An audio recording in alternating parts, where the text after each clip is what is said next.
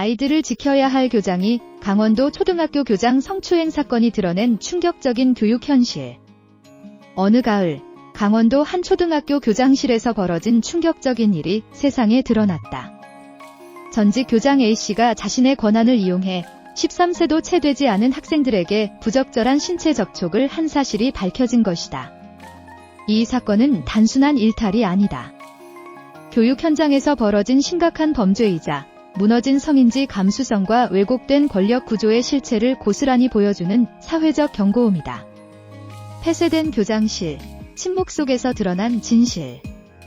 사건의 시작은 한 명의 용기 있는 학생의 진술이었다. 2023년 가을, 평범한 하루로 기억될 뻔한 날, 한 여학생이 친구와 함께 교장실에 들렀다가 끔찍한 일을 겪었다. 피해 학생의 친구는 당시 상황을 똑똑히 목격했고 이후 부모와 교사에게 사실을 털어놓았다. 이 작은 용기가 사건의 실체를 세상 밖으로 꺼내는 결정적 단초가 됐다. 교육청은 즉각 해당 학교를 전수조사했고 그 결과는 충격적이었다. 단 한 번의 범행이 아니라 A씨에게 피해를 입은 학생이 최소 10명에 달한다는 사실이 드러난 것이다.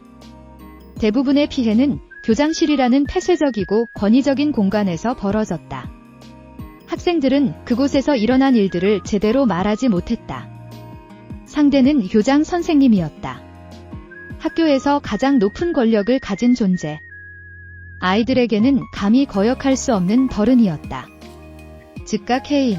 하지만 너무 늦은 조치. A씨는 사건이 확인되자마자 직위에서 해제됐고 2024년 2월 12일 교육공무원 징계위원회를 통해 파면됐다. 현재 그는 아동 청소년의 성보호에 관한 법률 위반, 위계 등 추행, 혐의로 구속 상태에서 재판을 받고 있다. 그러나 많은 이들이 묻는다.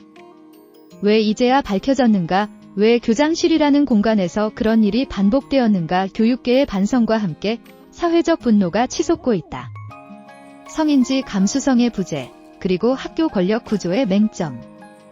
이번 사건이 특히 심각한 이유는 단순한 개인의 범죄를 넘어서 우리 사회의 뿌리 깊은 구조적 문제를 드러냈기 때문이다. 교장은 학생들에게 있어 모범이자 리더이며 무엇보다 신뢰의 상징이어야 한다. 하지만 A씨는 그 권위를 악용해 약자인 학생들에게 접근했다. 그가 피해 학생들에게 접근한 방식은 교장의 권한을 활용한 뒤개 그 자체였다. 또한 교장실이라는 공간은 범죄가 은밀히 이루어지기에 더없이 적절한 장소였다. 외부의 감시도 없고 교장의 말이 곧 기준이 되는 공간. 학생들은 그곳에서 무력했다. 그 누구도 교장의 행동을 의심하거나 제지하지 않았고 피해를 겪은 아이들은 두려움 속에 침묵할 수밖에 없었다. 이처럼 폐쇄적인 학교 권력 구조는 범죄를 감추는 완벽한 울타리가 되어버렸다. 아이들이 자신이 당한 일을 말할 수 있는 안전한 통로는 없었고 학교 내부에서도 그러한 가능성에 대한 감수성이 부족했다. 교육청의 대응, 그리고 한계. 강원도 교육청은 사건 직후 해당 교를 전수조사했으며 피해 학생들을 즉시 가해자로부터 분리 조치했다. 또 성희롱 성폭력 사안 관련 행위자에 대한 무관용 원칙을 재확인하며 학교의 예방교육을 확대하고 피해자 보호에 나서겠다고 밝혔다. 하지만 이 같은 사후 조치만으로는 부족하다. 지금 필요한 것은 사후 대응이 아니라 선제적 예방과 구조적 개혁이다. 단지 예방교육을 몇 시간 더 늘리는 것으로는 근본적 문제를 해결할 수 없다. 학교 권력 구조의 투명화, 신고 시스템의 강화, 그리고 무엇보다도 성인지 감수성을 학교 문화 전반에 녹여내는 작업이 필수적이다. 학교는 안전한 공간이어야 한다. 이 사건은 단순히 한 교장의 일탈이나 특정 지역의 문제가 아니다. 전국의 모든 교육 현장에 적용되는 구조적 결함을 폭로한 것이다. 학교는 아이들이 꿈을 키우고 인간으로서의 존엄을 배워야 할 공간이다. 그러나 지금 이 순간에도 누군가는 그 공간 안에서 두려움에 떨고 있을지 모른다. 우리는 다시 묻는다.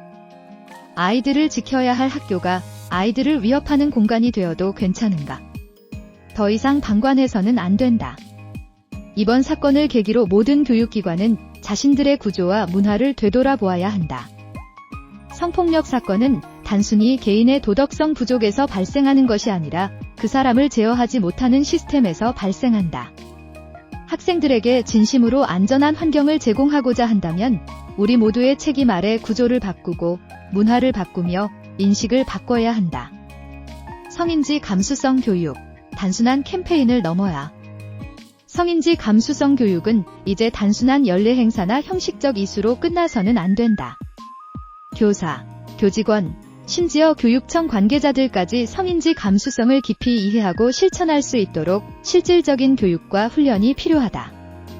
또한 학생들 역시 성폭력에 대한 올바른 인식과 대응 방법을 배워야 한다. 자신이 당한 일이 잘못된 일이라는 것을 인식하고 누구에게 어떻게 도움을 청할 수 있는지를 체계적으로 교육받을 필요가 있다. 다시는 이런 일이 반복되어서는 안 된다. 한 아이의 상처는 단순히 한 개인의 고통으로 끝나지 않는다. 그 상처는 가족을 흔들고 지역사회를 무너뜨리며 사회 전체의 책임을 묻게 한다. 이번 사건을 통해 우리는 분명히 알게 됐다. 교육 현장의 권력 구조는 감시받아야 하며 성폭력은 결코 용납되어서는 안 된다는 것. 무엇보다 교육자라는 이름 뒤에 숨어서는 안 된다는 것. 이제 우리에게 남은 일은 명확하다. 피해 학생들이 다시는 그런 공포를 마주하지 않도록 교육 현장이 진정으로 안전한 공간이 될 수 있도록 우리 모두가 감시자가 되어야 한다. 그리고 성폭력 없는 학교, 존중과 신뢰가 살아 숨쉬는 교육 환경을 만들기 위한 변화의 시작은 지금 바로 여기서부터다. 고감 꼼꼼샘이었습니다. 아디오스.